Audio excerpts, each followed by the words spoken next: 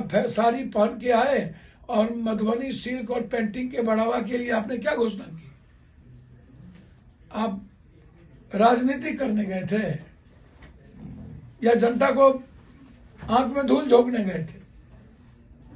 तो आपने आंख में धूल झोंकने का काम तो बीजेपी का काम ही है। नौकरी पेशा लोगों के लिए भी सरकार ने राहत दी है। जो 7 लाख रुपए तक कमाते हैं, 8 लाख रुपए तक सालाना जो कमाते हैं, उनको 10% रिबेट है।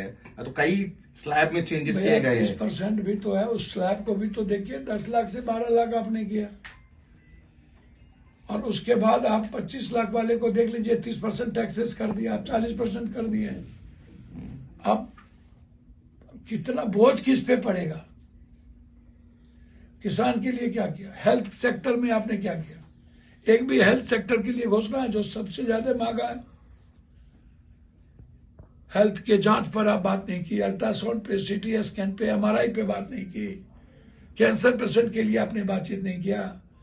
आप है मनरेगा में पैसा भी कम कर दिया गया इस बार। वही बात तो मैं कह रहा हूं, मनरेगा में जो मजदूरों को सबसे ज्यादा पैसे की जरूरत थी, उसमें कम कर दिया, जिससे कॉमन मैन को, मजदूरों पर आप हमला कर रहे हैं। हेल्थ सेक्टर पे आप कोई काम नहीं कर रहे, एजुकेशन सेक्टर पर कोई बात नहीं कर रहे हैं। आप उनसे पूछे ना जो 11 दे रहा है नंबर। आप बताइए, आप कितने नंबर देंगे? किसको? इस बजट को।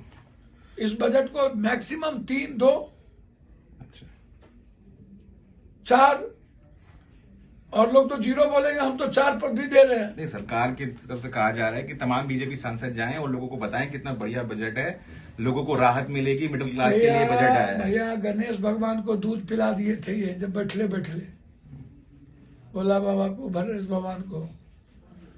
तो ये क्या बताएंगे जनता को जाकर के कि भ्रष्टाचार खत्म करने के लिए कुछ उपाय लाया है?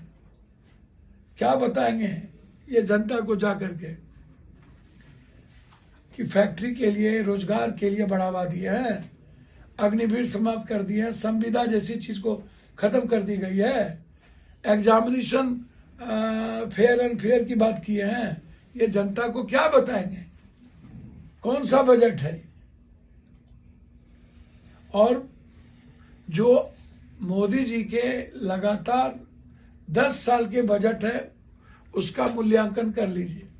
जब जब जो घोषणा हुई, 70 से 80% उस घोषणा, उस वादे पूरे भी नहीं हुए, उसको टच भी नहीं किया गया। फिर नए वादे सब विभाग दिखा दिए गए। तो बस ये तो है। धन्यवाद।